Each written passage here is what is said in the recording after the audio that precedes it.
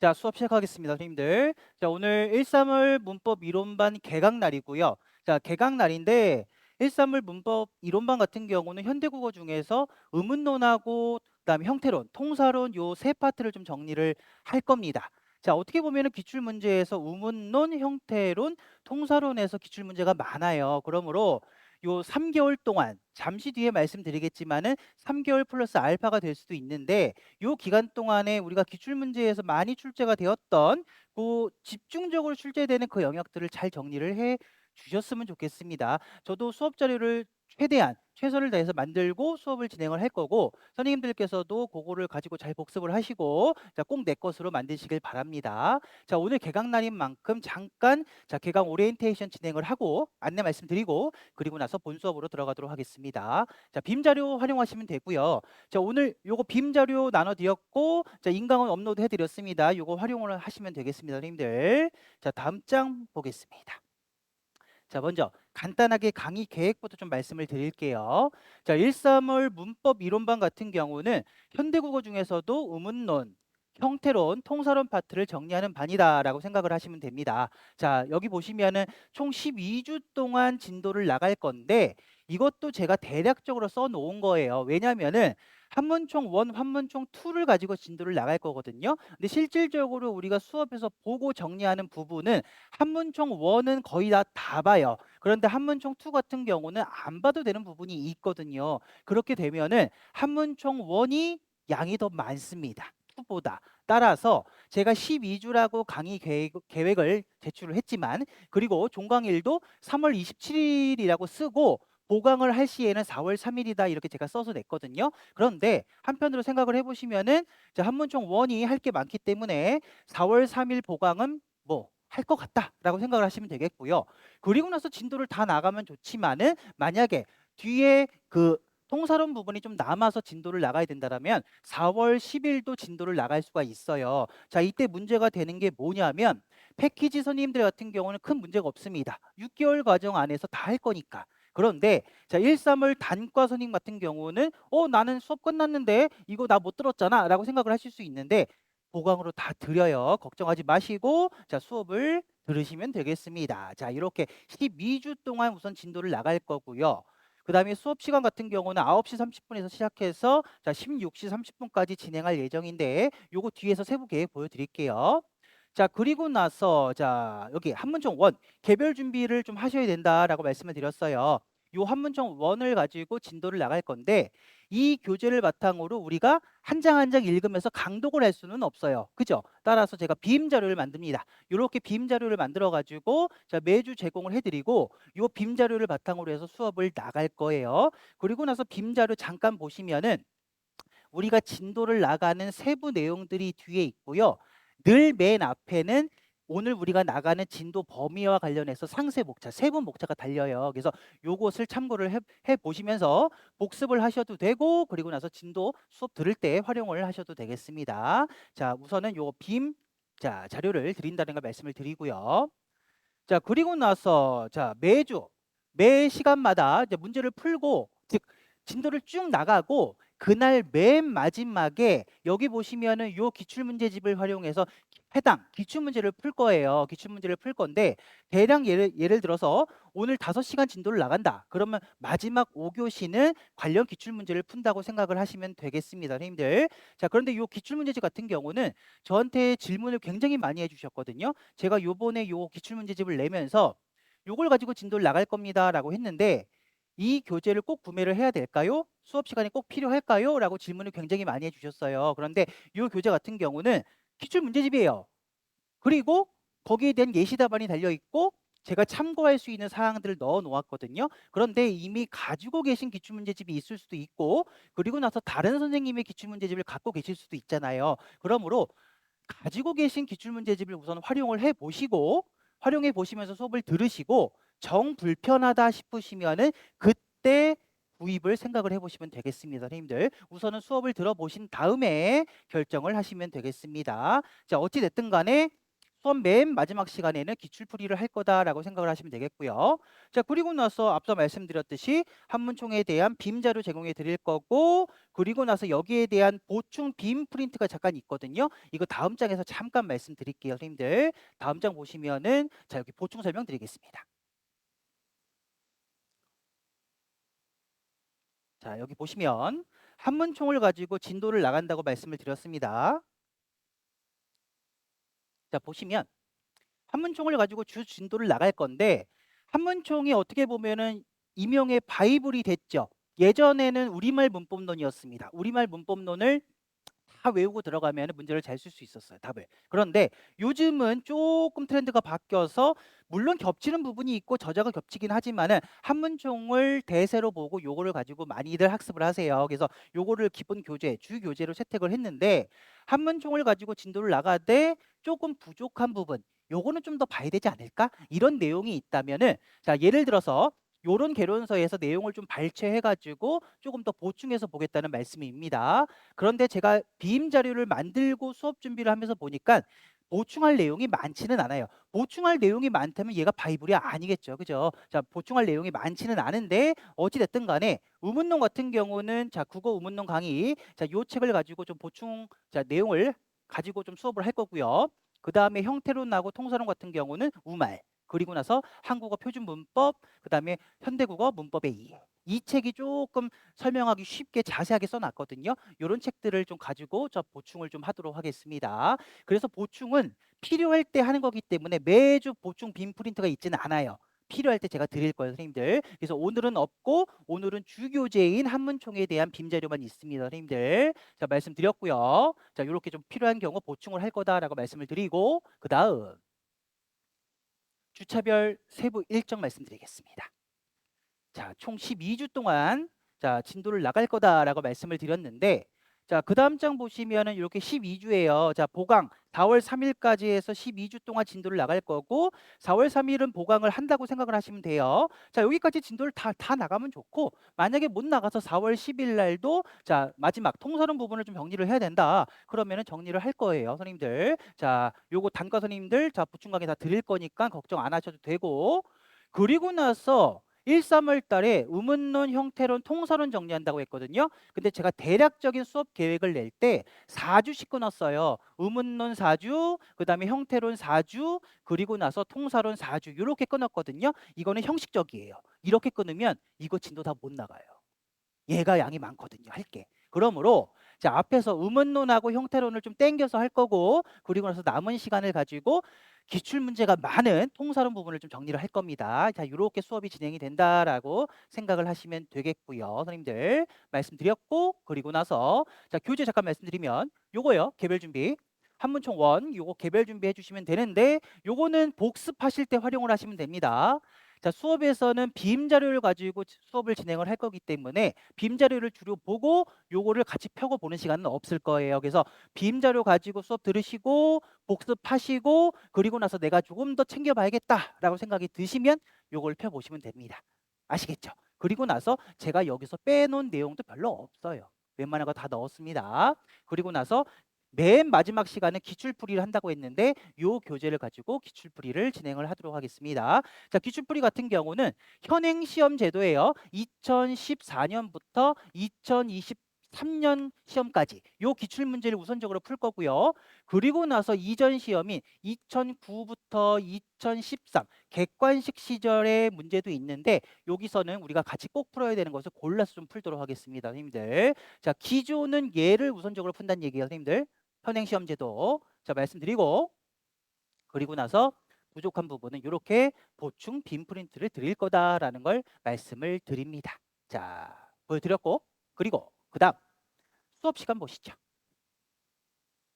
저는 대략적으로 1시간 단위로 끊어서 수업을 합니다. 너무 오래 하면 지쳐요. 그리고 나서 문법도 문법이지만 교육론 같은 경우는 1시간 넘게 수업을 하면 굉장히 지치세요. 그때부터 머릿속에 안 들어오거든요. 그래서 저는 보통 1시간 단위로 끊어서 수업을 진행을 하는데, 그래서 9시 30분에 시작해서 자 2교시까지 진행을 하고 1시간 단위로, 그리고 나서 1시 12시부터 1시까지 점심을 먹고요. 그리고 나서 1시부터 이제 오후 수업이 진행이 됩니다. 이때 맨 마지막 시간에 기출풀이를 진행을 할 거다라는 걸 말씀을 드리고요. 선생님들.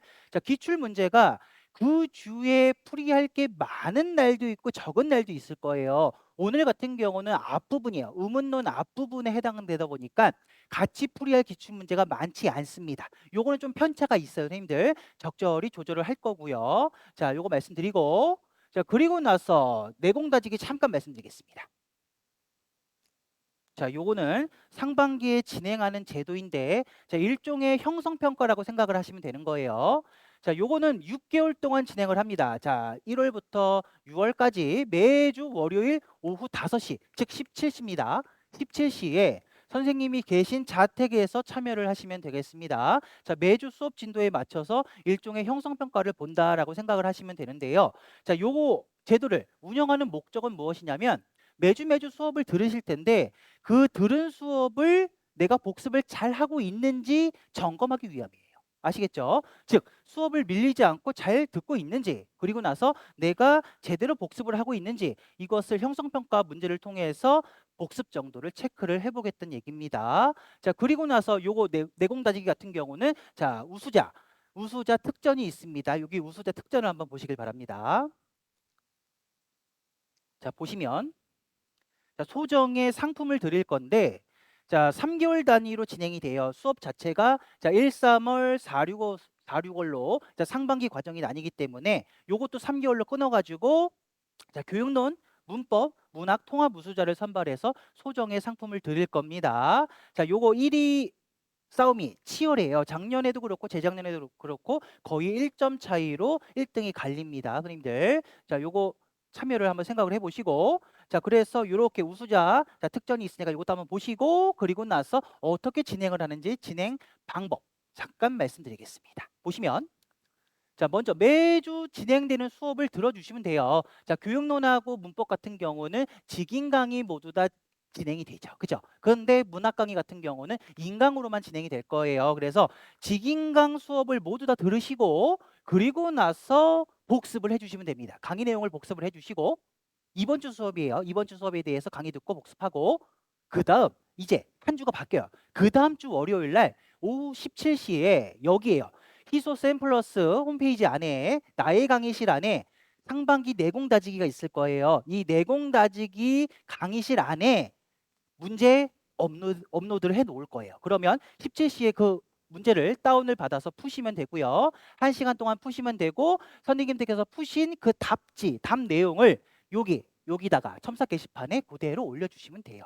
올려주시면 제가 그것을 다운을 받아가지고 채점을 해서 되돌려 드릴 겁니다. 아시겠죠? 자, 1시간 동안 문제를 푸는 것이기 때문에 17시부터 18시까지 문제를 푸시고 올려주시면 되고요. 그리고 나서 18시 10분에 답지도 올려드릴 거예요. 답지도 한번 확인해 보시길 바랍니다. 이때 자가 채점이 가능하겠죠.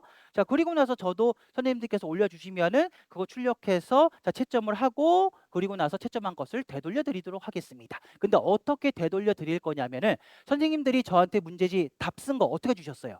여기 업로드 해 주셨잖아요. 그죠? 본인 글에 댓글로 달아 드릴 거예요. 댓글로. 자, 이렇게 진행을 할 거고.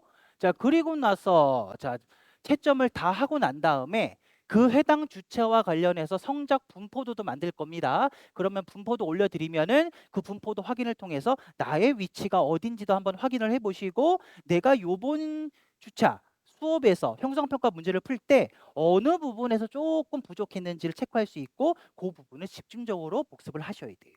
아시겠죠? 자, 요런 효과가 있습니다. 선생님들. 자, 요렇게 진행이 되니까 자, 요것을 한번 생각을 해보시고 참여를 하시면 좋아요. 강제적으로 복습을 할 수 있고 수업을 들을 수가 있습니다.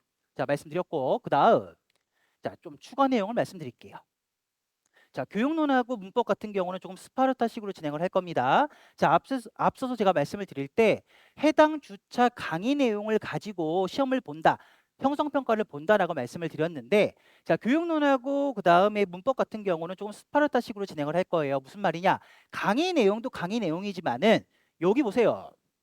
요런 개론서들을 선정을 해가지고 주차별로 다 끊었어요. 주차별로 다 끊어서 그 진도표를 여기 다음 카페에 올려놨습니다. 그러면은 예를 들어서 1월 10일 자, 내공 다지기 시험을 본다고 한다면 이게 오늘 날짜인데요. 자, 예를 들어서 보시면 1월 10일 날 내공 다지기 시험을 본다고 한다면 그 이전 주차의 수업을 듣고 복습을 하셔야 되고 또 1월 10일 시험과 관련된 요 진도표를 확인해 보시면서 자, 내가 봐야 되는 개론서 부분이 어딘지를 확인하시고 같이 보셔야 돼요. 아시겠죠? 자, 이렇게 하는 이유가 뭐예요? 상반기 동안에 최대한 많은 개론서를 보기 위함이에요. 자, 수업에서 한문총 가지고 수업 나간다고 했죠. 근데 보충으로 자, 국어 우문론 강의라든가 우말이라든가 이런 거 조금씩 본다고 했어요. 그리고 나서 의무적으로 요것도 정해드리니까 요것도 보셔야 돼요. 그죠? 자, 그러면 상반기에 많은 개론서 내용을 볼 수 있다는 얘기예요. 그리고 나서 현행 시험 추세를 보면은 교육과정 내용보다는 이론서, 개론서에서 출제되는 비율이 좀 더 높습니다. 경향이에요. 그러므로 최대한 개론서를 많이 보시고 꼼꼼하게 정리를 해두시면은 실제 시험에서 고득점을 받으실 수 있거든요. 그렇죠? 그래서 그런 것을 조금 효과를 누리고자 자, 요렇게 진행을 하는데 자, 요것도 확인을 해보시고 같이 내공 다지기를 준비를 하실 때 자, 같이 개론서 내용도 살펴보시길 바랍니다. 선생님들 요거 올려놨어요. 선생님들 확인해 보시고 자, 내공 다지기 이렇게 진행을 한다. 자, 일종의 형성평가를 보는 제도다라고 생각을 하시면 되겠습니다. 선생님들 자, 말씀드렸고 그리고 나면은 자, 간단하게 오리엔테이션이 끝이 나고요. 이제 본격적으로 수업을 나갈 거예요. 자, 오리엔테이션 간단하게 제가 말씀을 드렸는데 세부적인 뭐 연간 강의 계획이라든가 자, 이런 것은 자, 그 맨 처음 설명회를 할 때 다 말씀을 드렸거든요. 거기를 좀 참고를 하시면 되고 자, 오늘은 1~3월 문법 이론만과 관련해서 간단한 말씀을 드렸습니다. 자, 요거 참고해 보시고 궁금하신 점은 저한테 말씀을 해주시면 되겠습니다. 자, 간단하게 오리엔테이션 하고요. 이제 본격적으로 수업을 나가도록 하겠습니다. 자, 빔으로 12페이지 보세요, 선생님들. 빔으로 12페이지를 보시고 자, 오늘 받으신 빔 자료를 보시길 바랍니다.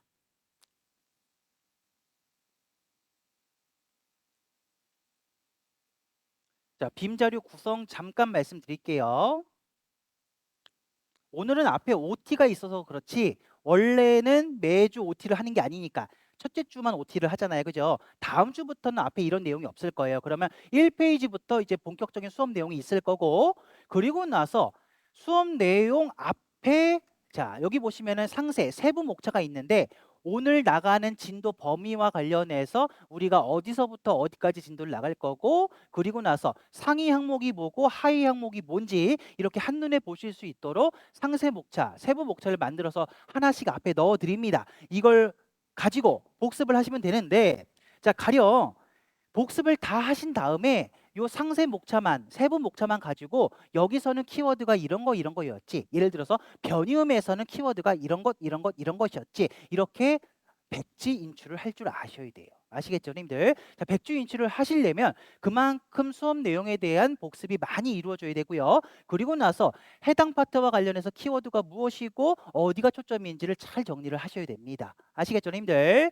자, 우선 이렇게 자, 빔 자료가 구성이 된다는 거 말씀을 드리고 그리고 나서 저도 수업을 쭉 나가는 게 아니라 지금 우리가 어디를 하고 있고 지금부터 무슨 내용을 볼 건지 수업 중간중간에 이 상세 목차, 세부 목차를 보면서 안내를 드릴 거예요. 그러므로 요거 계속 옆에 두시고 같이 보시면 됩니다. 선생님들. 자, 말씀드렸고요. 그 다음 자, 먼저 어디를 볼 거냐면은 이제 2장이에요. 2장. 한국어 문법 총론 2장. 자, 의문론으로 시작을 합니다. 의문론으로 시작을 하고 그중에서 2.1 의문론에 대한 기본적 이해로 시작을 하겠습니다. 그죠? 자, 의문론에 처음 들어가는 거니까 의문론이 무엇을 하는 학문이고 어떤 것을 연구하는지 이런 것을 기본적으로 봐야 돼요. 기본적으로 본 다음에 세부 내용으로 들어가도록 하겠습니다. 선생님들 이게 12페이지였고 그 다음 장 13페이지 보시죠.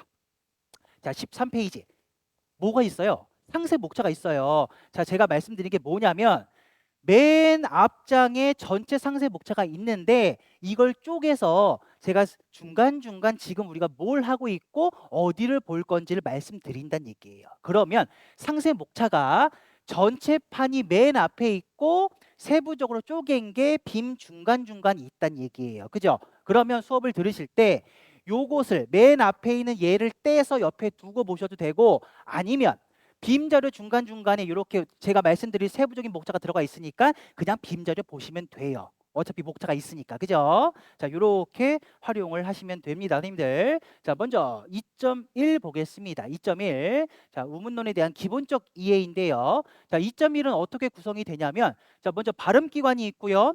음성과 음운이 있고요. 음소와 운소가 있습니다. 이렇게 구성이 되는데, 자, 먼저 우문론 처음 시작하다 보니까 우문론이 무엇을 하는 학문이고 어떤 것을 연구를 하는지 이런 대략적인 내용을 간략하게 봐야 돼요. 간략하게 본 다음에 요 우문론 같은 경우는 말소리를 다루고 연구하는 분야예요. 그러므로 여기 보세요. 말소리에 대해서 말소리가 어떻게 만들어지는지를 이해하기 위해서는 발음기관을 먼저 볼 필요가 있다는 얘기예요. 그래서 발음기관을 개념을 볼 거고 세부적으로 나눠서 발동부, 발성부, 조음부로 나눠서 좀 세부적으로 볼 거예요. 아시겠죠, 님들? 자, 먼저 여기 2.1.1부터 해결을 한 다음에 자, 기본 워밍업 하고 그리고 나서 그 다음으로 넘어가도록 하겠습니다, 님들. 자, 먼저 얘부터 볼게요. 그 다음 2.1.1 보시죠. 자, 세부 내용 들어갑니다. 자, 주교재 한문총 1은 37페이지입니다. 그 다음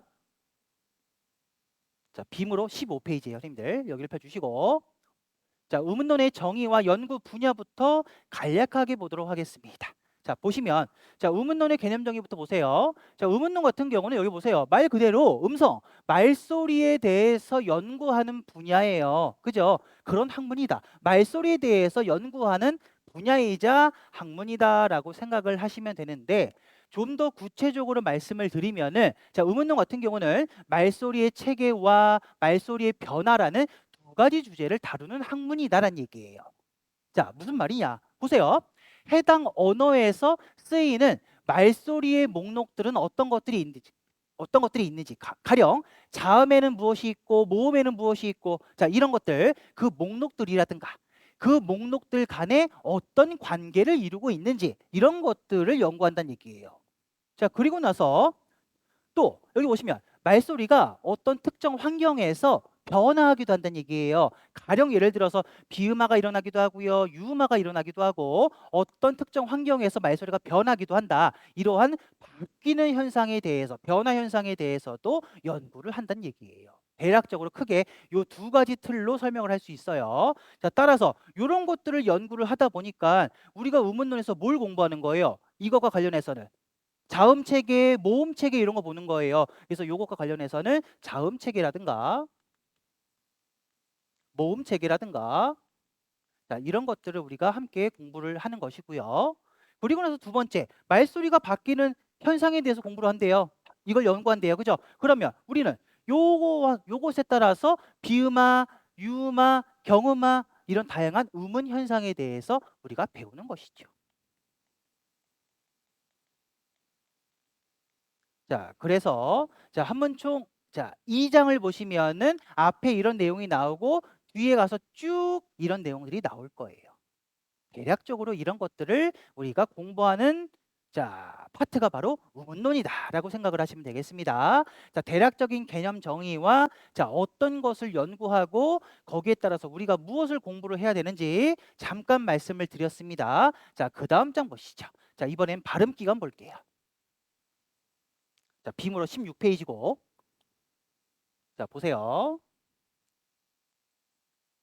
자, 보시면 자, 의문론 같은 경우는 여기 보시면은 기본적으로 말소리를 다룬다고요. 말소리가 어떻게 만들어지는지를 다뤄요. 따라서 말소리가 어떻게 나오는지 만들어지는지를 이해할 필요가 있다. 그러면 말소리가 어떻게 만들어지는데요? 여기 보시면 발음기관을 통해서 만들어진다고요. 그죠? 그러면 발음기관이 뭔지 개념 정의부터 보도록 하겠습니다.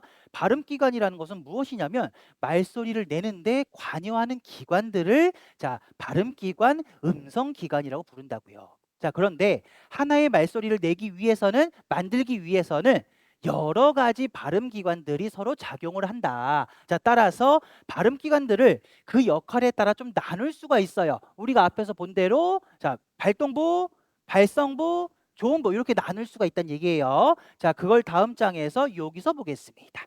여기서 간단히 보고 그 다음 장부터 좀 세부적으로 이어져요, 선생님들. 여기 잠깐 보시죠.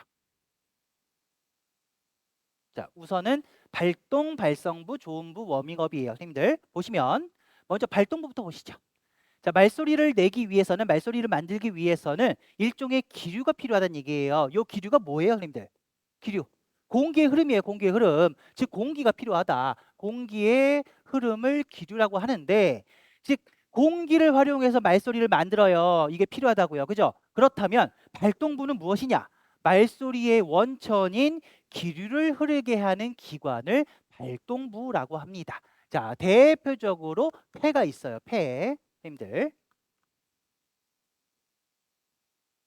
자, 폐가 수축을 통해서 날숨을 만들어요. 그러면 자, 그 만들어진 공기가 기관을 타고 쭉 이렇게 올라옵니다. 쭉 올라와요. 그러면 목구멍에 있는 성대, 그 중에서도 성문을 통과를 할 거예요. 여기 보세요. 자, 폐에서 올라온 날숨 기류가 성문이요, 성문. 뒤에 그림이 나올 텐데 성문을 통과를 할 때에는 어떤 식으로든 변형을 겪을 수밖에 없다.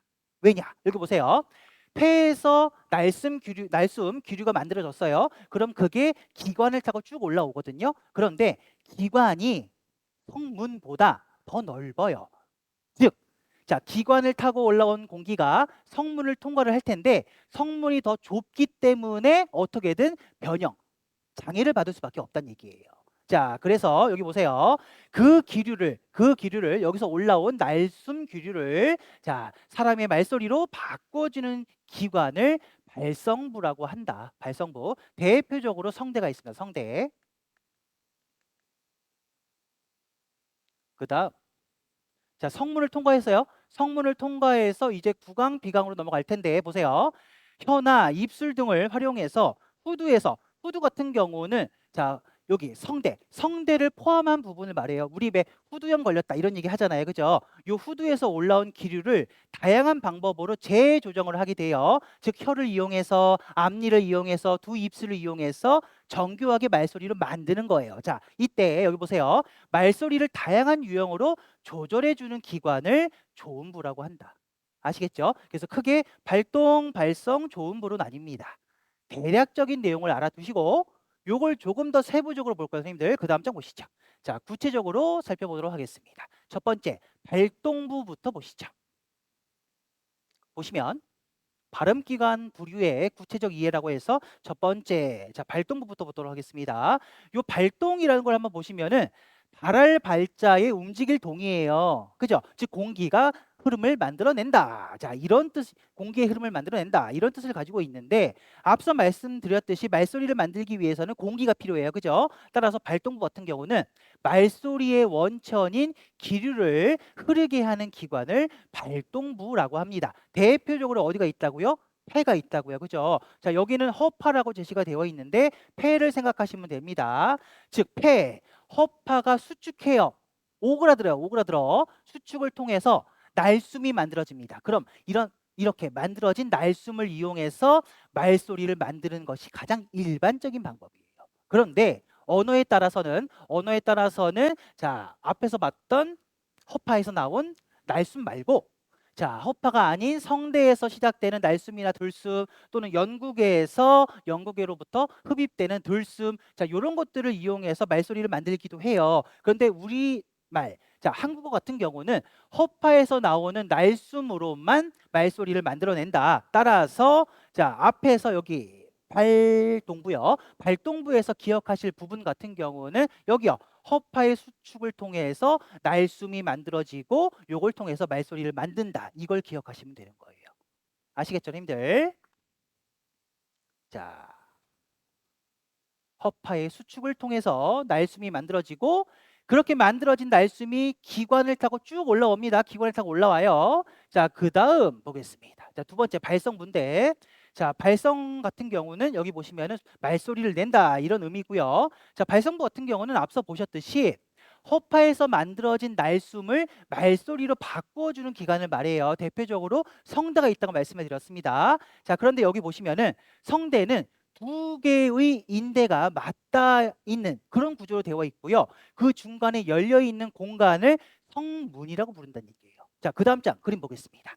여기 보시면 자, 여기 보세요. 두 개의 인대가 이렇게 맞닿아 있는 구조로 되어 있고요. 그 가운데 열린 공간이 있어요. 이걸 뭐라고 부른다? 성문이라고 부른다고요. 그죠? 자, 기관을 타고 올라온 공기가 요 성문을 통과하면서 1차적으로 말소리가 만들어지는 거예요. 1차적으로 자, 발성 과정이 생긴다라는 걸 이해하시면 되고요. 자, 그리고 나서 여기 보세요. 이어서 보시면 자, 공기가 성문을 통과를 할 때 자, 요 성대가 떨려요. 떨리면 유성음이 만들어지고요. 성대가 떨리지 않으면은 무성음이 만들어진다라는 걸 생각을 하시면 되겠습니다. 자, 그러면 요 유성음과 무성음은 어떤 유무로 만들어지는 거예요? 차이가 뭐예요? 성대의 떨림 유무죠. 그죠? 성대의 떨림 유무에 의해서 유성음과 무성음이 구별이 될 겁니다. 그리고 나서 여기 그림을 보시면은 무성음을 발음할 때 성대의 모양은 어떠한지, 유성음을 발음할 때 성대의 모양은 어떠한지도 한번 확인을 해보시면 되겠습니다. 자, 이렇게 성대의 떨림 유무로 자, 유성음과 무성음을 구별을 할 수 있다라는 걸 자, 기억을 해 두시고요. 자, 봤습니다. 자, 그다음 자, 이번엔 조음부로 넘어갑니다. 자, 조음 보세요. 자, 음은 소리 음자고요. 조자 같은 경우는 여기 보시면은 고르다, 조절하다 이런 뜻이에요. 그러면 음을 고르다, 음을 조절하다 이런 의미가 되겠죠. 자, 이런 의미를 가지고 있는데 자, 그렇다면 조음부는 무엇이냐? 성대를 빠져나왔어요. 성문을 빠져나왔어요. 성문을 빠져나온 소리를 다양한 자음이나 모음 등으로 만드는 기관을 조음부라고 한다고요. 아시겠죠? 자, 대표적으로 여기 보시면은 자, 입술, 이, 혀, 목젖 이런 것들이 있습니다. 자, 이런 것들이 대표적으로 조음부에 해당이 된다라고 이해를 하시면 되겠습니다. 자, 이렇게 봤을 때 여기 보세요. 입술, 이, 혀, 목젖 모두 다 성대 위쪽이에요. 그죠? 즉 성대 위쪽에 위치하면서 말소리를 내는데 관여하는 기관들을 모두 다가 다 조음부로 볼 수 있다라는 것이고 자, 그리고 나서 그다음 장 좀 이어진 내용이 있거든요. 한번 보시면은 자, 이 조음부 같은 경우는 조금 더 나눌 수 있어요. 자, 크게 능동부, 고정부, 다른 말로는 조음체, 조음점으로 나눌 수가 있는데 여기 보세요. 우선은 능동부하고 고정부로 조금 접근을 해볼게요. 자, 구강을 이렇게 반으로 갈라요. 반으로 갈랐을 때 자, 능동적으로 움직일 수 있는 게 위에요, 아래예요? 위를 어떻게 움직여요? 아래턱으로 아래를 움직이지, 그죠? 따라서 능동부 같은 경우는 구강 아래쪽이에요. 반면에 고정부 같은 경우는 고정되어 있다는 의미잖아요. 그죠? 그러면은 구강 가운데를 기준으로 해서 위쪽이 될 겁니다. 되셨죠? 자, 그러므로 다른 말로는 조음체라고 부르기도 하고 능동부를 자, 고정부 같은 경우는 조음점이라고 부르기도 합니다. 이거 알아두시고 자, 그리고 나서 세부적으로 들어가면 먼저 위에 능동부부터 보도록 하겠습니다. 조음체. 자, 발음 과정에서 능동적으로 움직이는 기관을 말한다. 주로 구강의 아래쪽에 붙어 있어요. 아래쪽에 붙어 있고 대표적으로 아랫입술, 혀 이런 것들이 대표적인 조음체가 되겠습니다. 근데 이 중에서 혀가 특히 중요해요. 왜요? 혀는 능동적으로 움직일 수가 있어요. 능동적으로 자유자재로 움직일 수 있기 때문에 혀의 움직임을 통해서 다양한 말소리를 만들 수가 있거든요. 선생님들 이거 기억해 주시고 자, 그리고 나서 이제 고정되어 있는 자, 조음점을 한번 보시면은 조음체와 달리 고정되어 있다. 그래서 스스로 움직일 수 없는 기관이에요. 주로 구강 위쪽이에요. 위쪽에 자리하고 있고 대표적으로 윗입술, 치조가 어디예요? 윗니 바로 뒤에요. 윗니 바로 뒤. 치조, 경국의 연국의 자, 이런 것들이 모두 다 조음점에 해당이 된다, 속한다라고 이해를 하시면 되겠습니다. 다음 장 그림 보여드릴게요.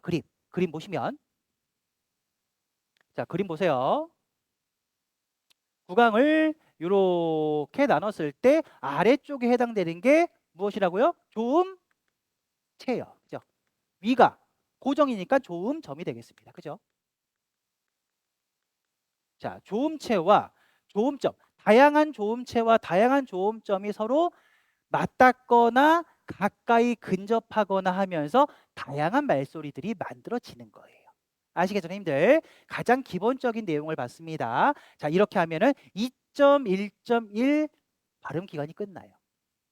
되셨죠? 자, 기본적인 워밍업을 봤습니다. 워밍업. 자, 그리고 나서 다음 장 2.1.2로 넘어가는데요. 자, 2.1.2는 음성과 음운입니다. 자, 주교 재료는 39페이지 있고 그리고 나서 다음 장 상세 목차, 세부 목차 보세요.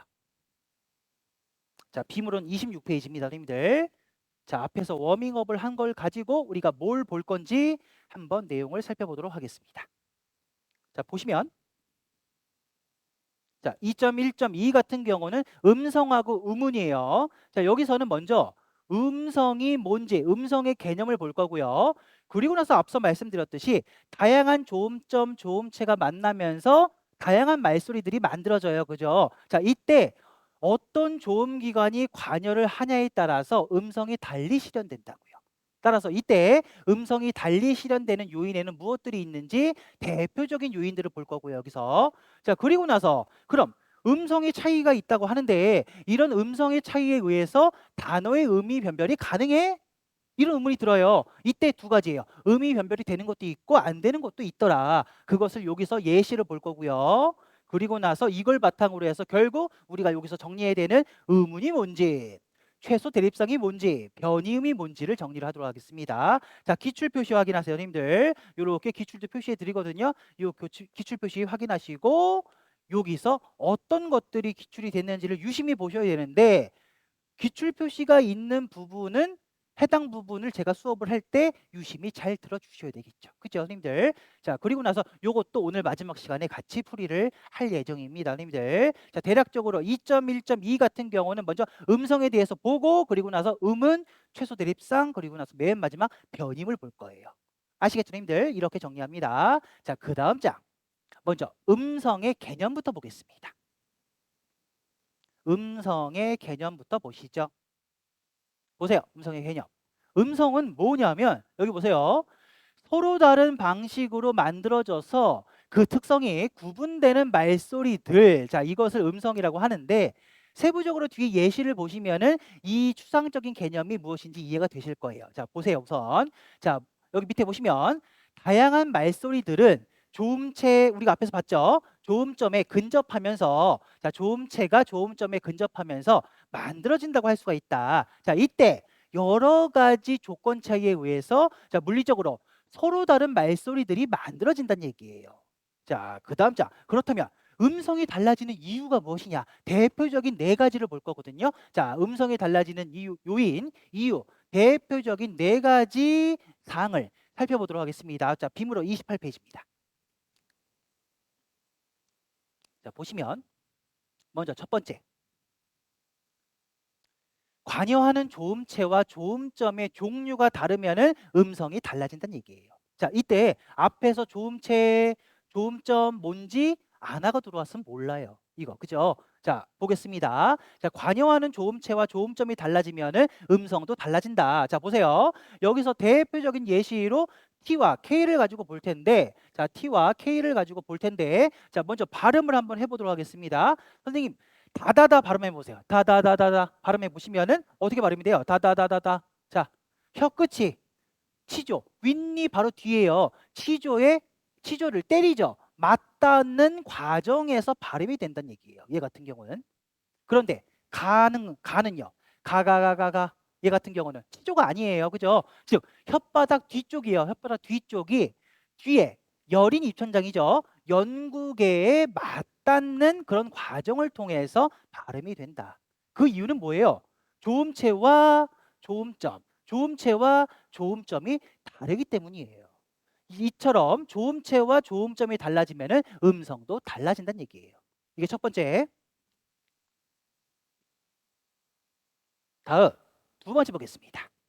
자, 두 번째 같은 경우는 관여하는 조음체와 조음점 중에 하나만 다른 경우야. 하나는 같고 하나만 다른 경우인데 자, 이런 경우에도 음성이 달리 실현이 된다는 얘기입니다. 자, 여기서도 예시를 들을 건데 여기서는 P와 F로 보도록 하겠습니다, 선생님들. 자, 요거 같은 경우는 여기 보세요. P와 F 같은 경우는 조음체가 동일해요. 둘 다 아랫입술, 아랫입술이에요. 자, 그런데 먼저 자, P부터 해보도록 하겠습니다. 자, 파워 발음해 보세요. 파워, 파워, 파워. 두 입술이 맞닿아요. 그죠? 즉 아랫입술과 윗입술이 맞닿는 과정을 통해서 발음이 된다고요. 자, 그런데 이번에 F 보세요. 파이어 해보세요. 파이어. 한국식 발음으로는 그냥 두 입술로 하죠. 그런데 조금 영어에 가깝게 발음을 한다면 파이어, 파이어. 즉 윗니예요. 윗니가 아랫입술을 가볍게 눌러요. 그죠? 아랫입술을 아주 살짝 깨문 뒤 길게 숨을 내뱉으면서 발음이 된다는 얘기예요. 자, 이처럼 자, 조음체가 동일하지만은 조음점이 달라요. 즉 하나만 달라져도 다른 음성이 실현이 된다는 얘기예요. 이거 알아두시고 그다음 세 번째. 이번에는 동일합니다. 조음체, 조음점이 동일하지만 이번에는 접근 방식이에요. 저 둘, 즉 조음체와 조음점의 접근 방식이 다른 경우에도 다른 음성이 실현이 된다. 자, 예를 들어 보겠습니다. 자, 여기 보세요. 자, T와 S를 가지고 자, 예시를 들어볼 건데 자, 예시를 들어보도록 하겠습니다. 자, 먼저 자, T 드드드드 발음해 보겠습니다. 드드드드드 어떻게 돼요? 드드드드드 혀 끝이 윗니 뒤쪽이에요. 치조를 막 때리죠. 그죠? 즉 조음체와 조음점이 맞닿았다가 일시에 떨어져요. 때리고 떨어지고 때리고 떨어지고 이런 구조예요. 그죠? 자, 이런 접근 방식으로 발음이 된다는 얘기예요. 자, 그런데 자, 이번에는 S 발음해 보겠습니다. 자, 스를 길게 발음해 보세요. 자, 이때는 조음체와 조음점이 맞닿아요? 그렇지 않아요. 거의 근접하게 다 있지만은 자, 위에 T처럼 맞닿는 건 아니에요. 그죠? 즉 보세요. 요 S 같은 경우는 조음체와 조음점이 가깝게 근접할 뿐 맞닿지는 않아요. 그죠? 자, 가깝게 근접시키고 그 사이로 공기를 통과시키면서 발음이 된다고요. 그죠? 자, 따라서 자, 요렇게 조음체와 조음점이 동일하지만은 접근 방식이 다른 경우에도 서로 다른 음성으로 실현이 된다는 얘기예요.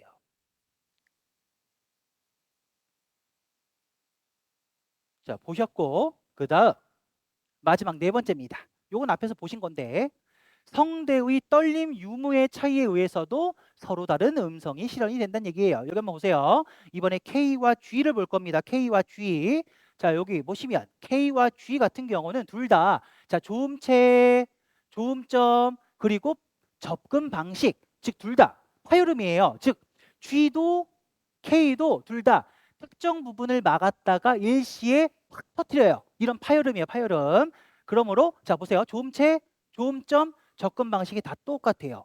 자, 그런데 성대의 떨림 유무로 달라진다는 얘기예요. 보세요. 여기 어떤 예시냐면 고기를 가지고 가겠습니다. 고기. 자, 고기에는 두 개의 기억이 있는데요. 고에 있는 요 기억이요. 고에 있는 요 기억 같은 경우는 자, 어두예요. 어두의 기억 같은 경우는 고를 발음해 보세요. 고를 발음하려면은 입술, 즉 고, 특정 부분, 뒤에 연국의 부분을 막았다가 일시에 팍 터트려야 돼요. 따라서 얘 같은 경우는 자, 앞에 모음이 없어요. 따라서 얘는 무성음이에요. 성대가 떨리지 않는다고요. 자, 그런데 기의 기억을 볼까요? 기의 기억. 기의 기억도 보시면은 자, 이 앞에 있는 여기 기억을 보세요. 오모음과 이모음 사이의 기억이 있는데 자, 기를 발음할래도 기, 똑같아요. 특정 부분을 막았다가 팍 터트려야 돼요. 그런 방식은 똑같은데 얘 같은 경우 기의 기억 같은 경우는 모음하고 모음 사이의 위치예요. 따라서 얘는 무성음이 아니라 유성음이란 얘기예요. 그죠? 그러므로 여기 보세요. 무성음 같은 경우는 성대의 떨림이 없다고 했고 유성음 같은 경우는 성대의 떨림이 있다고 했죠. 자, 똑같이 기억이지만은 성대의 떨림 유무로 인해서 유성음, 무성음 구별이 된다는 얘기예요. 자, 이러한 성대의 떨림 유무의 차이에 의해서도 서로 다른 음성으로 실현이 된다는 얘기죠. 이게 네 번째입니다. 네 번째. 자, 여기처럼 자, 위에서 우리가 고기 여기 예시를 통해서 본 것처럼 자, K와 G의 자, 요런 방식으로 자, 발성이 되는 것에는 이런 것들도 있어요. 자, T, D, P, B, S, G 이런 것들이 더 있다고 합니다, 님들. 자, 둘 다 무성음, 유성음이에요. 그죠? 짝이 무성음, 유성음이죠.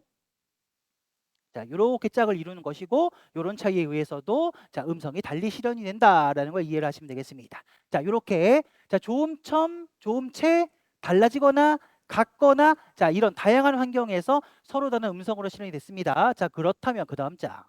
자, 그러면 음성의 차이로 인해서 단어의 의미가 변별이 될까? 자, 이런 자, 의문점이 생기실 텐데 자, 그걸 여기서 좀 해결을 하도록 하겠습니다. 자, 위에 보세요.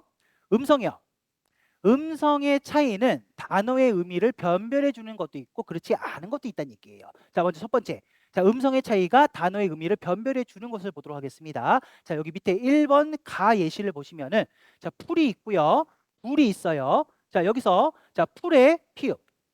그다음 불의 비읍이 있어요, 선생님들. 그죠? 자, 이때 피읍 같은 경우는 유기음이에요. 격음이에요, 격음. 그죠? 자, 유기음, 격음이고 그리고 나서 비읍 같은 경우는 평음입니다. 그죠? 즉 동일 위치에 있는 하나의 자음 차이로 인해서 의미가 변별이 돼요. 그죠? 자, 풀, 불 두 개 의미가 달라요.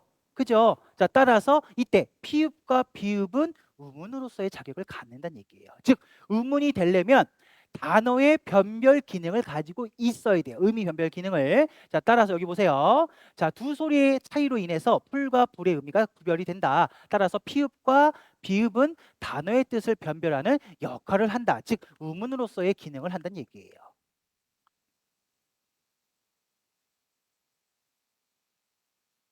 자, 되셨고, 그 다음.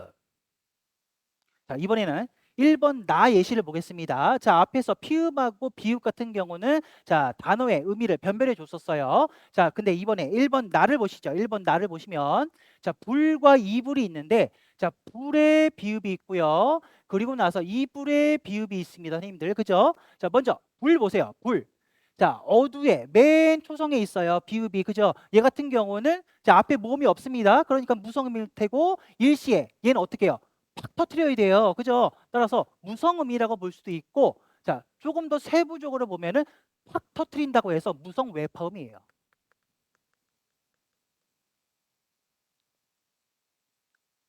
그런데 자, 이불의 비읍 같은 경우는 여기 보세요.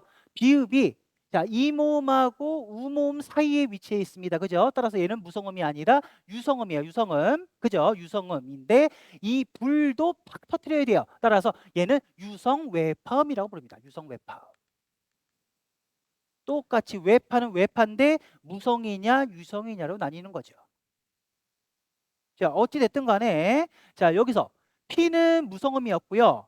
B는 유성음이에요. 그죠? 똑같이 비읍이긴 하지만은 소리가 달라요. 그죠? 여기 보세요. 자, P와 B는 무성음과 유성음으로 서로 다른 음성이 맞다. 그죠? 맞지만 한국어에서는 이 두 소리의 차이로 인해서 단어의 뜻이 변별되는 경우는 없다는 얘기예요. 얘가 중요해요. 얘가 중요해요. 선생님들. 얘가 중요합니다. 자, 한국어에서는 유성음과 무성음의 차이로 인해서 단어의 뜻이 변별되는 경우는 없다는 얘기예요. 자, 영어 같은 경우는 유성음과 무성음의 구별에 의해서 단어의 뜻이 변별이 돼요. 그런데 한국어 같은 경우는 유성음과 무성음의 대립에 의해서 단어의 의미가 변별이 되지 않는다. 자, 보세요. 불하고 이불의 불하고 달라요? 아니에요. 똑같다고요. 따라서 여기 같은 경우는 보세요. 여기 같은 경우는 단어의 의미 변별이 없기 때문에 이거는 한국어의 특징이에요. 특징. 요거는 대표적으로 영어와 비교를 해보시면 됩니다. 영어 같은 경우는 유성음하고 무성음하고 차이로 인해서 단어의 의미가 변별이 돼요. 단어의 의미가 변별이 된다.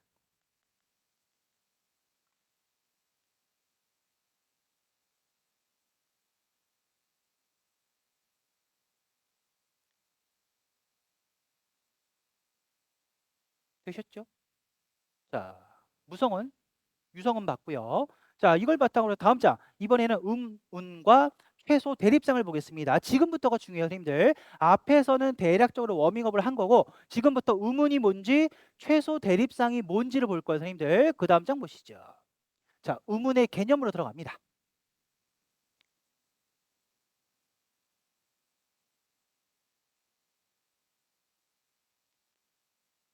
자, 보시면 자, 먼저 음운의 개념부터 보겠습니다. 자, 앞에서 봤어요, 우리가. 그죠? 풀과 불 같은 경우는 여기 보세요. 자, 풀의 피읍, 그다음 불의 비읍. 얘 같은 경우는 피읍은 유기음 격음이고 자, 비읍은 평음이에요. 그죠? 자, 동일 위치에 있는 하나의 자음 차이로 인해서 단어의 의미가 변별이 된다고요. 그죠? 따라서 이때 피읍과 비읍은 각각 별개의 우문이란 얘기예요. 우문, 별개의 우문이에요. 단어 의미 변별 기능을 가지고 있으니까. 자, 따라서 이걸 가지고 우문의 개념을 한번 보면은 우문이란 무엇이냐? 단어의 뜻을 구별해 줄 수 있는 음성들이다. 또는 단어의 변별력을 가진 최소의 단위다라고 이렇게 개념 정의를 내릴 수가 있다는 얘기예요. 여기서 중요한 거는 뭐예요? 공통적으로 있는 게 단어의 변별력, 단어의 의미 변별이에요. 즉 단어의 의미를 변별할 수 있는 기능이 있느냐예요. 자, 이걸 가지고 의문의 개념을 이해를 하시면 되고요. 자, 이걸 바탕으로 그 다음 장에 또 이어지는 내용을 한번 보면요. 선생님들 보세요. 자, 물리적으로 다른 두 소리가 별개의 우문인지 이거 시험에 많이 나와요. 보세요. 자, 물리적으로 다른 두 소리가 별개, 각각의 우문인지 아닌지를 판별을 할 때에는 가장 대표적인 방법이 바로 최소 대립상이 존재하는지를 한번 찾아보는 거예요. 그래서 최소 대립상을 찾아보고 그걸 바탕으로 얘가 별개의 우문인지 아닌지를 판별할 수 있다는 얘기예요. 자, 그렇다면 우리가 최소 대립상이 뭔지 봐야 되지 않겠어요? 자, 그 다음 장 최소 대립상으로 가서 한번 개념 정의부터 한번 보도록 하겠습니다. 자, 개념 정의 보시면 두 음성의 차이에 의해서만 뜻이 구별되는 단어쌍을 최소 대립상이라고 합니다. 자, 봤어요. 앞에서 풀하고 불이 있었죠. 풀하고 불이 있었는데 보세요. 동일 위치에 하나의 자음 차이에 의해서 단어의 의미 변별이 생겨요. 그죠? 의미가 다르잖아요. 그죠? 자, 이런 것을 뭐라고 부른다? 최소 대립상이라고 부른다고요. 그런데 간혹 두 개 말고 세 개, 네 개, 다섯 개가 있을 수도 있어요. 그죠? 그죠? 동일 위치에서 자, 이런 것을 엮어서 최소 대립군이라고 부릅니다. 최소 대립군. 우선 요거 최소 대립상의 개념을 알아두시고 자, 그러면 요 최소 대립상을 가지면은 각각의 별개의 우문이 된다. 즉 보세요. 피읍과 비읍 차이로 인해서 단어의 의미 변별이 생겼어요. 그죠? 그러면 여기서 피읍과 비읍은 각각 별개의 음운이란 얘기죠. 그죠? 그러므로 얘네는 우문으로서의 자격을 갖는 거예요. 그죠? 이렇게 이해하시면 되고 이런 수업을 진행을 할 때 가장 기본적인 앞에 있는 내용이기 때문에 공부를 여러 번 하신 선생님은 굉장히 지루하죠. 재미가 없어요. 이미 다 아는 얘기니까. 그렇지만 조금은 뭐라고 할까요? 다시 기본적인 내용을 다진다라고 생각을 하시고 수업을 잘 들으시면 좋겠습니다. 선생님들. 자, 이렇게 말씀드렸고 그리고 나서 자, 개념 봤으니까 그 다음 장에 예시를 한번 보여드리겠습니다. 선생님들 예시를 보세요. 예시를 보시면 최소 대립상의 예시가 있는데요. 자, 위에 보시면 자, 말, 발, 밤, 밥이 있습니다. 보세요. 먼저 가를 보면 말, 발, 그다음 밤, 밥이 있습니다. 그죠? 동일 위치에 있는 미음, 비읍, 미음, 비읍. 동일 위치에 있는 자음의 차이예요. 자음의 차이. 자음의 차이에 의한 최소 대립상을 보여주고 있어요. 그죠?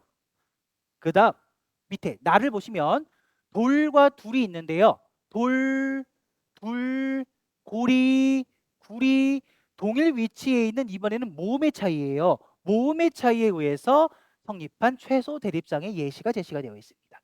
그죠? 이처럼 동일 위치에서 자음과 자음, 모음과 모음이 대립해서 의미 변별이 일어나야 해요, 선생님들. 다른 위치에 있으면 안 됩니다, 선생님들. 아시겠죠? 자, 이렇게 최소 대립상의 예시를 보여드렸고, 자, 그렇다면 최소 대립상을 성립하게 하는 이런 말소리들은 모두 다 별개의 우문에 속한다. 따라서 여기 보시면은 미음, 비읍, 오모음, 우모음은 다 우문이 된다는 얘기예요. 그죠?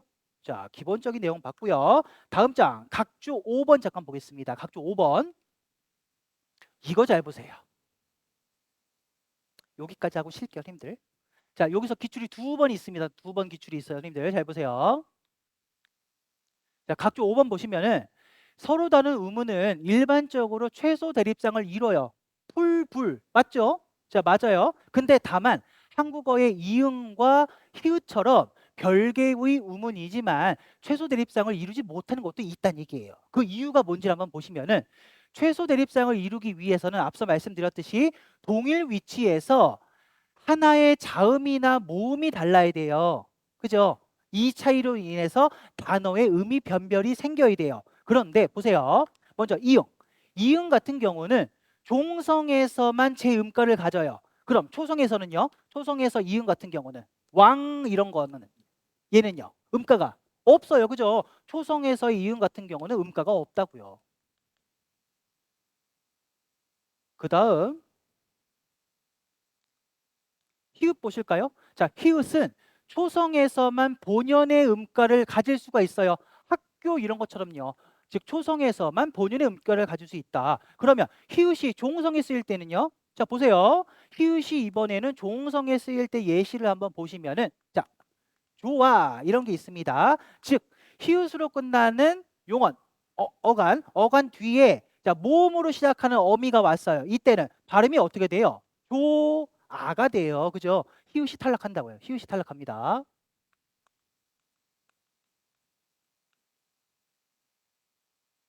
자, 그런데 그다음 이번에는 자 히읗으로 끝나는 용언 어간 뒤에 자 이번에는 자 디귿으로 시작하는 어미가 왔어요. 이때는 발음이 어떻게 돼요? 요거는 타예요. 그죠? 얘는 유기음화가 일어난다고요. 유기음화. 자, 이처럼 히읗이 종성에 놓이면은 히읗이 탈락한다든가 유기음화가 일어난다든가 이런 현상을 겪기 때문에 히읗도 종성에서 제 음가를 그대로 낼 수는 없다는 얘기예요. 자, 따라서 자 여기 보세요. 앞서 말씀드렸듯이 자 최소 대립상을 형성하기 위해서는 동일 위치에서 하나의 자음이나 모음의 차이로 인해서 자 의미에 변별이 생겨야 되는데 이응과 히읗 같은 경우는 본연의 음가를 그대로 낼 수 있는 위치를 생각해 보면은 이응과 히읗이 겹치지 않는다는 얘기예요. 자, 따라서 이응과 히읗은 여기 보세요. 별개의 음은이지만 최소 대립상을 형성하지 못한다는 얘기죠. 아시겠죠, 선생님들? 요거 정리를 잘 해주시길 바랍니다. 여기서 정리를 하셔야 되는 부분은 뭐냐면 초성에는 음가가 없다는 얘기 요거 정리해 주시고 종성에서의 히읗 같은 경우는 히읗 탈락이 일어나기도 하고 유기음화가 일어나기도 한다. 자, 이거 정리해 주시고 되셨죠? 자, 이렇게 각주 5번까지 봤고요. 그 다음 장은 자 5번 변이음으로 넘어가는데 자 여기 들어가기 전에 시간이 좀 지났거든요. 자 지금이 10시 반이니까 10시 45분까지 화장실 다녀오시고 다시 2교시 시작하도록 하겠습니다. 잠시 쉬었다 하겠습니다.